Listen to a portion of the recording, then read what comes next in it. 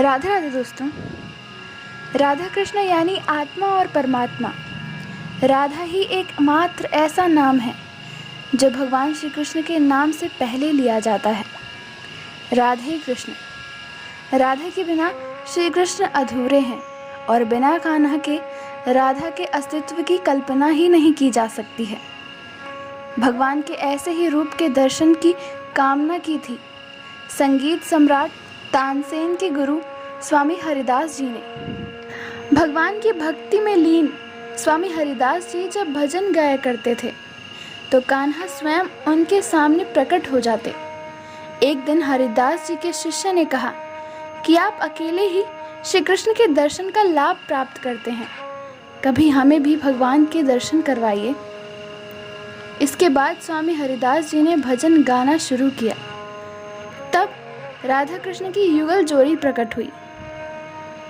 राधा कृष्ण को युगल रूप में देखकर स्वामी जी के खुशी का ठिकाना न था, मगर वह मन ही मन इस दुविधा में थे, मेरे भगवान आज साक्षात मेरे सामने युगल रूप में प्रकट हुए हैं, मैं क्या ऐसा करूं कि भगवान प्रसन्न हो जाएं? परेशान होकर वो स्वयं भगवान से ही पूछ बैठे, हे प्रभु, मैं तो संत हूँ, आपको तो लंगोट पहना दूंगा, लेकिन माता के लिए आभूषण कहाँ से लाऊंगा? अपने परम भक्त की इस दुविधा का समाधान करने हेतु राधा कृष्ण की युगल जोड़ी एकाकार होकर एक विग्रह रूप में प्रकट हुई। हरिदास जी ने इस विग्रह रूप को बांके बिहारी नाम दिया।